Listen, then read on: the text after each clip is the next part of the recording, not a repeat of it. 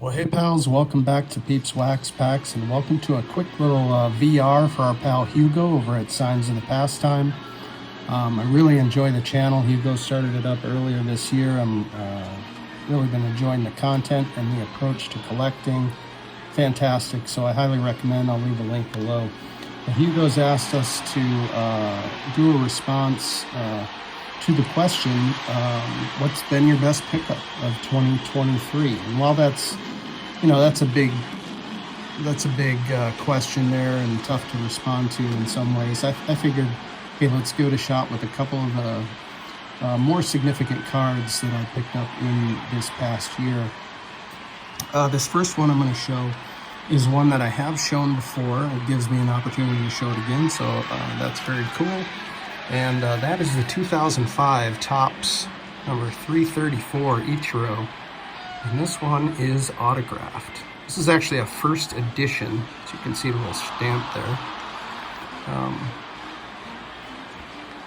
So that makes it, I guess, a little more rare. And of course the autograph makes it, sort of separates it from the base card. There was no gold version of this card. I think I did mention that in the video I made about this card initially. But this is a card commemorating Ichiro breaking George Sisler's single-season hits record. You can see the hit count number, the sort of rolling number there changing from 257 to 258. Ichiro finished the season with 262 hits, a record that I don't think is ever going to be broken. At least not in the near future.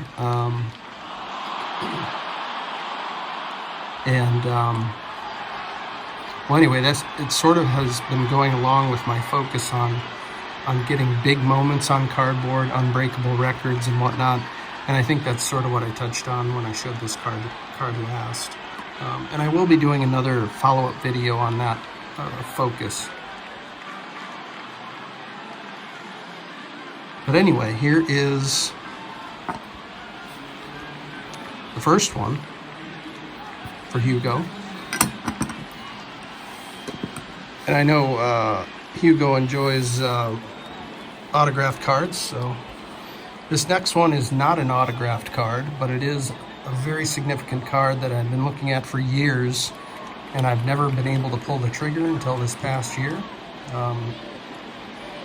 Honestly, I wish I would have gotten it 10 years ago. It would have been a lot easier, but after a lot of searching, I finally landed a copy of the Hank Aaron rookie card, an SGC1. And of course, what I was after was a great-looking, low-graded copy so that I could managed to pay for it. And this one is super clean. Of course, you've got the rounded corners and whatnot, and it's actually, the centering's great on this.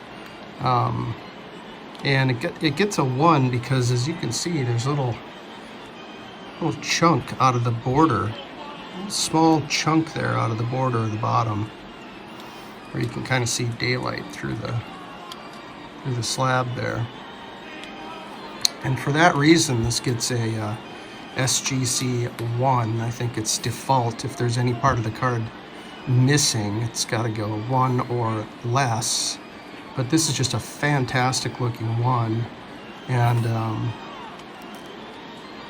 like I said, I had been searching for a copy of this card for a very long time.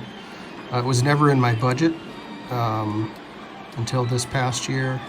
And so there you have it. This is probably the most significant pickup of the year, just because of the significance of the card itself.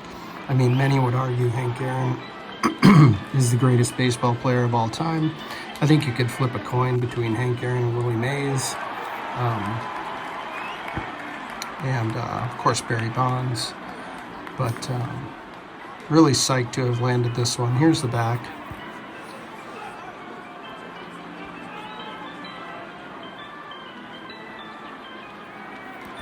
And again, the surface is immaculate on this one.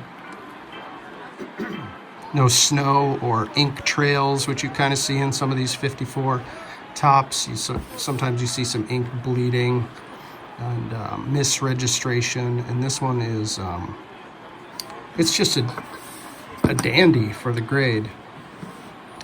So there you have it.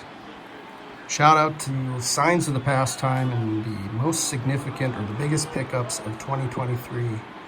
And hope you enjoyed, and see you next time. Take care, everybody.